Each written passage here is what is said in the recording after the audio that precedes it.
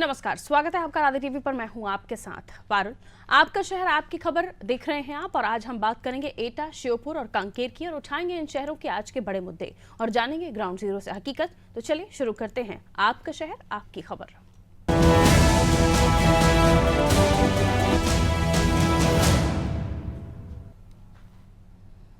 तो सबसे पहले बात करेंगे एटा की, जहां दर्दनाक हादसा हुआ। मकान की छत गिरने से कई मजदूर मलबे में दब गए।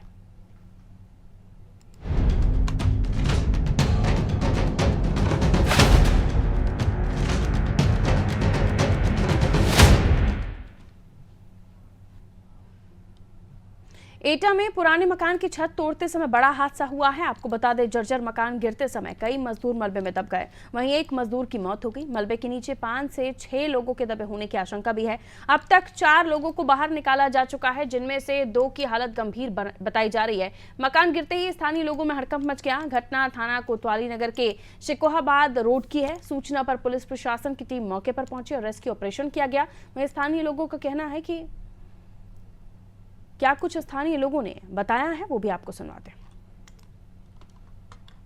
ये मकान खसा रहे, वो गाड़ी डंपर जा रहे, पूरा लेंटर धस गया, गिर गया। उसमें 4 लेबर वाले दब गए। अच्छा। और ये दब गए से मस्जिद से द्वारा निकाले गए। मस्जिद पे निकाले गए। अच्छा, मतलब क्या कर क्या रहे थे वो लोग? ये लेंटर गिरा रहे थे ऊपर का, लेंटर के नीचे। लेंटर नीचे थे, ये ऊपर से लेंटर गिरा रहे थे। एक दीवार गिरा रहे, पूरा लेंटर गिर गया इनको। कितने लोग दबे हुए थे इसमें? ये 5 जने, एक तो ऊपर भाग गया, 4 दब गए। तो पुलिस मौके पर आ गई थी? हाँ, पुलिस मौके पर आई 15 मिनट। तो देखिए, यहाँ जिस तरह से हादसा हुआ है उसमें कई मजदूरों के दबे होने की अभी भी आशंका जताई जा रही है। कैसे यह हादसा हुआ, कहाँ लापरवाही देखी गई, पूरे मामले को समझने की कोशिश करते हैं। प्रवीण हमारे साथ जुड़े हुए हैं। प्रवीण, किस तरह से यह हादसा हुआ था, और अब बस पूरे मामले में जिन लोगों के दबे होने की आशंका थी वो उन्हें निकाला गया है, बाकी जो घायल थे उनकी स्थिति क्या बनी हुई है, इस पर प्रशासन क्या कुछ कह रहा है, डिटेल में बताइए। जी, आपको बताना चाहूंगा कि जो ये हादसा हुआ है, ये कोतवाली थाना नगर जो क्षेत्र है वहाँ से 100 मीटर की दूरी पर ये हादसा हुआ है। कि एक जो जर्जर मकान था उसको ढाया जा रहा था। करीब आधा दर्जन मजदूर यहाँ पर कार्य कर रहे थे। तभी अचानक से जो छत थी उसकी वो भरभरा करके गिर गई। उसके नीचे 5 मजदूर दब गए, जिसमें से एक मजदूर की मौके पर ही मृत्यु हो चुकी है तथा 2 की हालत नाजुक बनी हुई है, जिनको हायर सेंटर रेफर कर दिया गया है। जो बाकी के 3 मजदूर हैं उनको मेरे पीछे आप देख सकते हैं, जो ये मेडिकल कॉलेज है उसमें भर्ती कराया गया है, जहाँ पर उनका उपचार जारी है। जैसा कि वहां पर बताया गया है कि जो मतलब जो जर्जर जीर्ण मकान था उसको वहां पर तोड़ा जा रहा था, जिससे तोड़े जाते समय ही उसकी छत जो अचानक भरभरा कर गिर गई और सारे मजदूर उसमें दब गए। तभी वहां पर पुलिस आती है। पुलिस आने के बाद जेसीबी मंगाई जाती है, तब फिर वो लेंटर को हटाया जाता है, तब फिर उसके नीचे से मजदूरों को निकाला गया। जी, इस तरह के जब भी किसी भी बिल्डिंग इमारत को ध्वस्त किया जाता है तो एक्सपर्ट की निगरानी में किया जाता है, लेकिन इन नियमों का कहीं पर भी पालन नहीं होता, जिसका खामियाजा बेचारे मजदूर भुगतते हैं, क्योंकि वो इसे तोड़ने का काम कर रहे होते हैं। और जब भी कोई अफरा तफरी का माहौल होता है, इस तरह से ध्वस्तीकरण के समय कोई त्रुटि हो जाती है, तो फिर मजदूरों को ही जान का जोखिम उठाना पड़ता है। यहाँ पर नियमों का पालन नहीं हुआ, ये कहा जा सकता है प्रवीण? बिल्कुल, यहाँ पर बिल्कुल नियमों का पालन नहीं किया गया, क्योंकि जो ये घटना हुई है वो मात्र कोतवाली नगर क्षेत्र से 100 मीटर की दूरी पे हुई है। अगर एक पुलिस चाहती तो वहाँ पे देख रेख में ये भी हो सकता था कि वहाँ पे जो सुरक्षा व्यवस्था अपनाई जाती, तभी इस मकान को ढाया जाता। कहीं ना कहीं ये पुलिस की भारी चूक है। जब तोड़ा जा रहा था इस पुराने मकान की छत को, तो क्या नगर निगम अमला या फिर प्रशासन की तरफ से कोई नुमाइंदा वहां मौजूद था? इसके बारे में कोई जानकारी मिल पा रही है? नहीं, जैसे कि जो जानकारी एकत्रित हो पाई है, वहां पर कोई भी मौजूद नहीं था नगर निगम की तरफ से।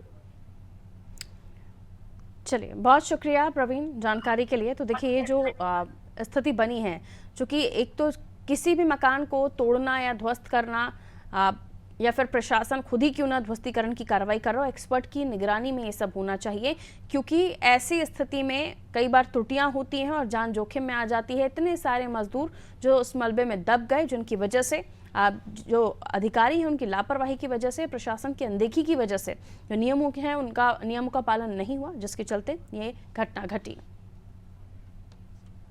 और अब बात करेंगे श्योपुर जिले की, जहां पानी के साथ ज्वलनशील गैस निकल रही है। ये देख लोगों में भी अफरा तफरी का माहौल है।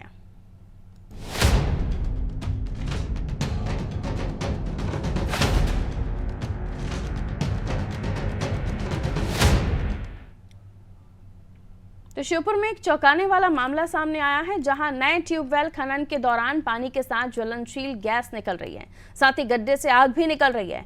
ये देख लोगों में अफरा तफरी मच गई। अब तक प्रशासन की टीम मौके पर नहीं पहुंची थी। मामला जिले के बड़ौदा तहसील का है, जहां जागता जागीर गांव में किसान के खेत में नया बोर खोदा जा रहा था। इस दौरान बोर से पानी के साथ ज्वलनशील गैस निकली।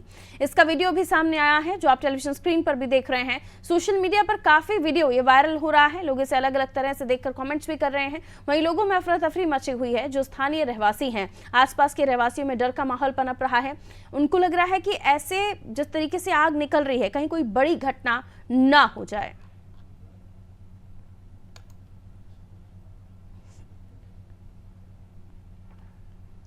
तो तस्वीरें आप देख रहे हैं, यहाँ ट्यूबवेल के लिए बोर किया जा रहा था और पानी तो निकला, लेकिन पानी के साथ किस तरीके से आग निकली है, ज्वलनशील गैस निकली है।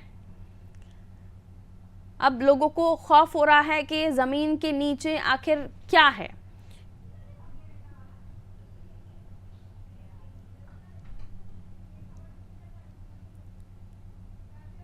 तो सोशल मीडिया पर जमकर ये वीडियो वायरल हो रहा है और कई बार ये हो सकता है कि कोई ऐसी उपयोगी गैस हो जो किसी और तरीके से काम में ली जा सके, लेकिन अब तक सूचना देने के बाद भी किसी तरह की कोई जांच के लिए टीम नहीं पहुंची है। कोई जानकारी नहीं मिल पा रही है इस बारे में कि आखिर इस पर किसी तरह से कोई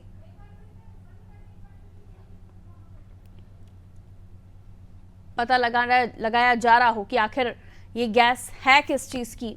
तो कोई जानकारी फिलहाल इस बारे में नहीं आ पा रही है, क्योंकि अब तक जो खबर आई थी उसके दौरान ये निकल कर आ रहा था कि कोई भी अधिकारी या कोई भी जांच अमला वहां नहीं पहुंचा है कि आखिर ये गैस का रिसाव किस चीज़ का है। आसपास के रहवासियों में डर का माहौल है, क्योंकि लोगों को लग रहा है न जाने किस चीज़ की गैस है, क्योंकि इस तरह से किसी भी गैस का हवा में घुल जाना और अगर ये सेहत के लिए हानिकारक है तो वहाँ के लोगों पर क्या उनकी सेहत पर असर पड़ेगा। तमाम तरह के सवाल खड़े हो जाते हैं जब तक ये पता ना चले कि आखिर ये जो रिसाव है किस वजह से हो रहा है। हो सकता है ये गैस उपयोगी भी साबित हो कुछ कामकाज के लिए, इंडस्ट्री या फिर किसी और चीज़ के लिए, लेकिन जब तक कुछ पता नहीं चल जाता, खुलासा नहीं हो जाता, तब तक लोगों के जहन में डर का माहौल है कि ऐसा ना हो कि कोई ऐसी तरह से रिश्ते हुए कोई ब्लास्ट हो जाए, या फिर लोगों के मन में ये भी डर है कि इसी तरह से अगर ये गैस रिश्ती रही तो जो ज्वलनशील गैस निकल रही है जिसकी वजह से उनको ये आकलन हुआ कि जो आसपास वहाँ मौजूद होंगे उनकी आंखों में जलन हुई होगी, उनको सांस लेने में भी तकलीफ हुई होगी। इसी तरह से अगर होता रहा तो दिक्कत हो सकती है। अमित हमारे साथ जुड़े हुए हैं, खबर पर जानकारी हम उनसे भी ले लेते हैं। अमित, ट्यूबवेल के लिए बोर किया जा रहा था और रहस्यमयी तरीके से कोई ये गैस निकल कर आई जिसमें ज्वलनशील गैस है, आग भी निकली, क्या बताया जा रहा है? क्या कोई एक्सपर्ट्स की टीम जांच करने पहुंची कि किस तरह की ये गैस है और लोगों का क्या कहना है? जी, अभी तक किसी भी ऐसे एक्सपर्ट की टीम तो अभी नहीं पहुंची है।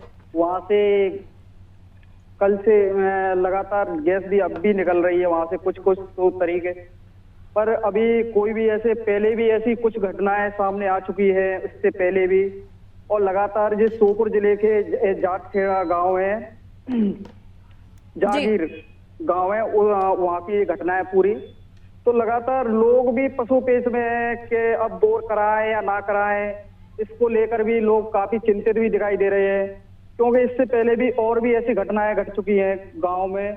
तो गैस निकलने की लगातार ऐसे इससे पहले भी बात सामने निकल कर आ चुकी है।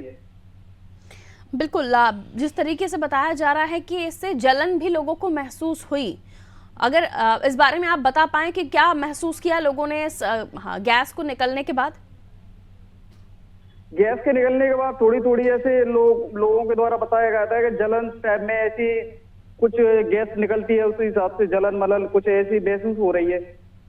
और लगातार वो अब भी तक बरकरार है। गैस निकलने का सिलसिला कल से निकल रही है, सुबह से जो अब भी निकल रही है इस टाइम तक भी।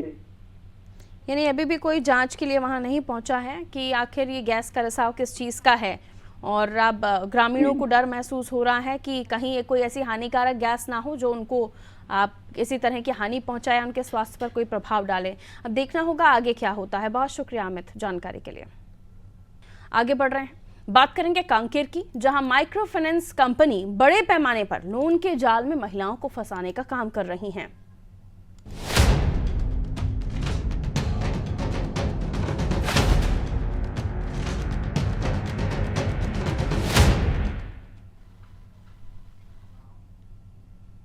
तो माइक्रो फाइनेंस कंपनियां समूह बनवाकर लोन देने का खेल बड़े पैमाने पर कर रही हैं। वो खुद तो मोटा मुनाफा कमा रहे हैं, लेकिन एक बार लोन के जाल में फंसने के बाद महिलाएं उनसे जो निकलने वाले की कोशिश होती है उस जाल से निकल नहीं पाती हैं और फंसती चली जाती हैं। जानकारी के मुताबिक जिले में कई माइक्रो फाइनेंस कंपनियां संचालित हैं। इनका गांव-गांव में नेटवर्क भी फैला हुआ है। ये गांव में 10 महिलाओं का समूह बनवाते हैं, जिनमें ज्यादातर गरीब परिवार की महिलाएं होती हैं।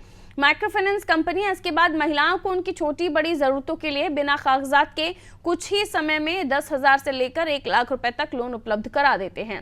इसकी शिकायत को लेकर कांकेर जिले के भानु प्रतापपुर अंचल के ग्रामीणों ने अपर कलेक्टर से मुलाकात कर माइक्रो फाइनेंस कंपनियों के ऊपर ठोस कार्रवाई करने की मांग उठाई है। हालांकि महिलाओं का इस पर क्या कुछ कहना है, आइए देखते हैं। इन दिनों माइक्रो फाइनेंस कंपनी जगह जगह घर घर में लोन पहुंचा रहा है। जी हाँ, आपने सही सुना। और माइक्रो फाइनेंस जो कंपनी है, लोन पहुंचाने के बाद उनसे वसूली किस तरीके से करता है, ये आपको मैं बताना चाह रहा हूं। और इस वक्त हम मौजूद है कांकेर के कलेक्टर परिसर में। मेरे पीछे ग्रामीण देखेंगे। ग्रामीण जो है भानु प्रतापपुर एरिया से आए हुए हैं और चंदा करके आए हुए हैं यहाँ पे। और इनसे हम जानने की कोशिश करते हैं कि सबसे पहले दीदी अपना नाम बताओगे, क्या नाम है आपका? सावित्री टांडिया। क्यों, कैसे प्रताड़ित करते हैं माइक्रो फाइनेंस कंपनी वाले लोग आपको? आती है कुछ भी गाली गलौज देती हैं। आज नहीं है सर, पहले तो टाइम से पटाते हैं, जब पैसा नहीं है तब बोलें नहीं है सर अभी पैसा, समय दो, 3 दिन की 4 दिन के महीना नहीं 3-4 दिन के समय देते थे। बताओ दिन आबो हमारा कैसे बताऊँ, काली हो कहीं कहूँ तो काली चार्ज हो तेकर से नहीं बताऊँ। अभी जब हो तो मैं खुद फोन लगा के बोलूँ आवाज हो वैसे की।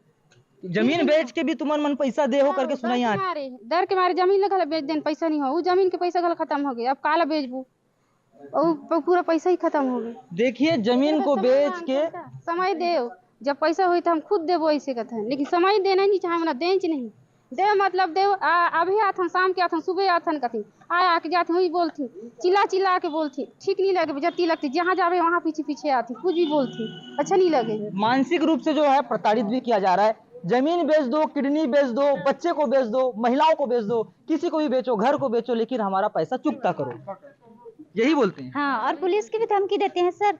मेरे को तो मतलब अंदर घुस रहे थे घर में, चल तेरे को बिठाता हूँ थाने में, अभी तक 18 लोगों को बिठा चुका हूँ। ऐसे बोल रहे थे, BSS वाले हैं ब्रांच मैनेजर। तो देखिए यहाँ पर जो है ग्रामीणों को प्रताड़ित किया जा रहा है। आपको क्या बोले, आपके घर आप भी कितना रुपए का लोन लिए हो? आप ये कहा 30-50 लिए हो। हाँ। और क्या बोले आपको? पैसा नहीं है तो तोला ले जाऊँ ऐसे कहते हैं, मतलब तोला उठा के ले जाइए? हाँ, निका लड़का ला बेच, निका आदमी लाए है करके कुछ भी करके पैसा दे, मतलब दे ऐसे बोलते। अगर आप लोन लिए हो तो किडनी बेच के भी आपको लोन पटाना पड़ेगा, इतनी उनकी दबंगई यहाँ पे सामने आ रही है। आपको क्या बोले? मोला तो पैसा नहीं देते, जहर खा के मर जा कह के बोले। देखिए जहर खा के मरने का भी वो कह रहे हैं। अगर कोई इससे पहले गांव में किसी की मौत हुई है क्या? हो गए हैं। किसका मौत हुआ? धनी राम दरो। क्या किया वो? फांसी हो के। फांसी किसके? इन फाइनेंस कंपनियों के चक्कर में। तो देखिए मरने तक भी यहाँ पे लोग जो है आत्मघात कदम जो है उठा लिए हैं और यहाँ पे ग्रामीण पहुंचे हुए हैं। इन्होंने जो एडिशनल कलेक्टर है अहिरवार साहब से ज्ञापन दिया है और कड़ी कार्रवाई की मांग की है। विकास बोरे, अनादि टीवी, कांकेर। तो इस तरह की जो माइक्रो फाइनेंस कंपनियां हैं ये अपने जाल में फंसाने का काम करती हैं और आपने देखा महिलाओं ने भी बताया कि किस तरह से वो शामिल हुई और एक के बाद एक फंसती चली गई और दबाव ऐसे फाइनेंस कंपनी का इनके ऊपर होता है कि ये मजबूर हो जाते हैं। इससे पहले भी एक ऐसे ही परिवार ने इस मामले में कंप्लेन की थी, उनके परिवार की भी एक महिला ने मौत को गले लगाया था। तो इस तरह के मामले सामने आ रहे हैं और देखिए किस तरीके से काम करते हैं। 10 महिलाओं को इकट्ठा करते हैं, किसी को ज़रूरत जिस हिसाब से उसे दे दिया जाता है और अब इस पूरे मामले में कंप्लेंट्स गए हैं अधिकारियों तक। हमारे साथ हमारे सहयोगी विवेक जुड़े हुए हैं और भी उनसे डिटेल ले लेते हैं किस तरह से ये माइक्रो फाइनेंस कंपनियां समूह बनवाकर लोन देने का ये काम कर रही हैं और ये खेल कब से चल रहा है। और दूसरा सवाल ये भी है कि इस तरह से मामले पहले भी चिटफंड कंपनी के भी सामने आ चुके हैं, बावजूद इसके ऐसी कंपनियां पनप रही हैं प्रशासन की नाक के नीचे। सवाल ये भी उठता है। जी पारुल, देखिए निश्चित रूप से जो माइक्रो फाइनेंस कंपनी जो है वो सिर्फ और सिर्फ कांकेर जिले की हम बात नहीं करेंगे, पूरे प्रदेश में और पूरे देश में उनका जो काला कारोबार कहेंगे उसको, ये फल फूल रहा है। और क्योंकि जो आरबीआई की जो गाइडलाइन है, तो आरबीआई की गाइडलाइन के विपरीत चलते हैं। वो छोटे छोटे अमाउंट 5,000 से लेकर 1 लाख रुपए तक का जो पैसा है वो गरीब महिलाओं को दे देते हैं, भोले भाले गरीब ग्रामीणों को देते हैं। उसके एवज में ये मोटा रकम उनसे वसूली करते हैं। पहले तो वो लुभावने वादे करते हैं कि उनको कम ब्याज दर में आपको हम पैसा दे रहे हैं करके, लेकिन उसके बाद जब वो ब्याज लोन ले लेते हैं तो चक्रवृद्धि ब्याज लगाते हैं, ब्याज के ऊपर ब्याज, ब्याज के ऊपर ब्याज। और उनके जो एजेंट है वो सुबह 6 बजे से घर पहुंच जाते हैं और उनको प्रताड़ित करते हैं हर हफ्ते कि हमको जो उनकी ईएमआई है उसको भरो। अगर कोई ईएमआई नहीं भर पाता है तो उनसे बदसलूकी करते हैं, उनके घर में जाके उनके सामान को बेचने को भी वो मजबूर करते हैं लोगों को। उसके अलावा जान तक देने के लिए मजबूर करते हैं कि आप जान दे दो, जमीन बेच दो, घर बेच दो, लेकिन हमारा पैसा हमको वापस करो। कहीं ना कहीं ये जो खेल है लंबे समय से ये चल रहा है।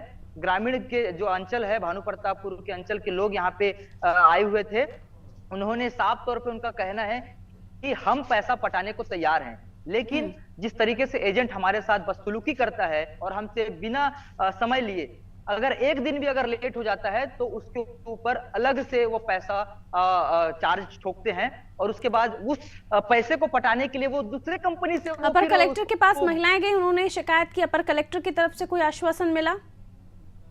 अपर कलेक्टर का खास तौर पे कहना था कि हम इस मामले की पूरी जांच करेंगे, एक जांच कमेटी बनाएंगे, कमेटी बनाने के बाद वो जांच करने के बाद जो भी रिपोर्ट आएगा उसके बाद जो माइक्रो फाइनेंस जो कंपनी है उनके ऊपर हम कार्रवाई करेंगे। उस ठीक है, ऐसे में जरूरी जागरूकता भी है कि ऐसे समूहों से फंसने से बेहतर है कि आप बैंक में जाकर इस तरह के लोन्स के लिए अप्लाई कर सकते हैं अगर आप पात्र हैं, आपके पास दस्तावेज हैं। ऐसे समूहों से या इस तरह की माइक्रो फाइनेंस कंपनीज में फंसने से बेहतर है कि आप कुछ और तरीका अपनाएं। सरकार की कई सारी पॉलिसीज हैं, योजनाएं हैं, लेकिन जब माइक्रो फाइनेंस कंपनी ऐसे लोगों को अपना शिकार बनाती हैं तो वो हंसते ही चले जाते हैं और फिर कर्ज के ऊपर ब्याज, ब्याज के ऊपर ब्याज लगता है और आदमी कभी भी उस कर्ज से उबर नहीं पाता है। बहुत शुक्रिया जानकारी के लिए विकास। तो कर्ज का खेल चल रहा है, माइक्रो फाइनेंस कंपनी अपने जाल में लोगों को फंसा रही है, महिलाओं का समूह बनवाते हैं, कर्ज देते हैं और फिर एक भी दिन अगर लेट हो जाता है तो उन पर ब्याज पे ब्याज दिया जाता है। गरीब तबके के ये लोग होते हैं जिनके लिए एक भी दिन ज्यादा हो जाए तो बहुत भारी होता है और इनके लिए कई बार पेमेंट आना नहीं आना, क्योंकि ये भी कहीं ना कहीं काम कर रहे होते हैं।